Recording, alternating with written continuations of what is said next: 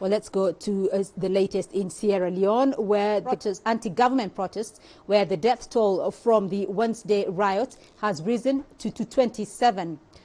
Among those killed during the protest over the rising cost of living were 6 police officers and 21 civilians. The deaths have been reported from various parts of Sierra Leone, including Freetown, the capital, and northern parts of the country like Kamakiwe and Makeni.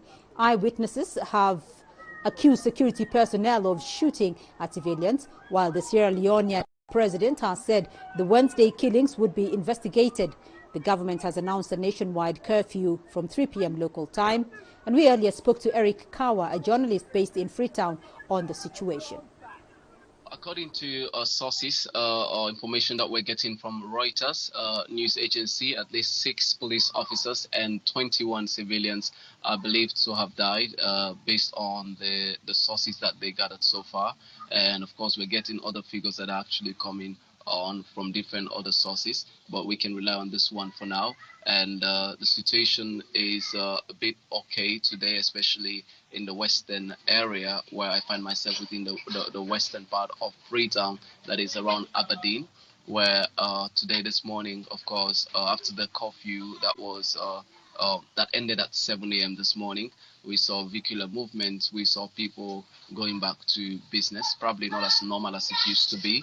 But of course, you see banks open, you saw a lot of vehicles moving around, and people were just, around here trying to see how much more they can, observe the situations while also restraining at some time and also listening to the radio station or the media houses to monitor the situation so far, with social media being a source of getting most of this information. The protesters actually are demanding for a lot of things during the protests. You can see them chanting slogans. One of the key slogans, they are first of all demanding that the president must go, Madam must go, also chanting that they need peace. Also, they are saying that they are protesting because of hardship, because of tough economic issues and rising commodities, unemployment, and they also say respect for human rights, which are among the key things that those protesters were actually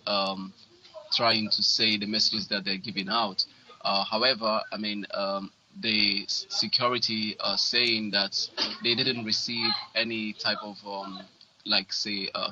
permit or request from any group, because they don't know the leaders of the protest. They don't know who is actually leading this protest, so they could get a clearance to accompany them during the whole process. So that has been also another key thing. The vice president also made a declaration yesterday, and during that, one of the key things he said that there are plans of individuals who want to overthrow the legitimate government of President Julius Maada Bio. At this point in time, it's all about getting hopes from people like religious leaders. The Inter-Religious Council, they gave a press release trying to urge for calm and noting that all parties should actually try to refrain and see how much more it can be restored. Well, let's return to our headline story, where the Electoral Commission in Kenya has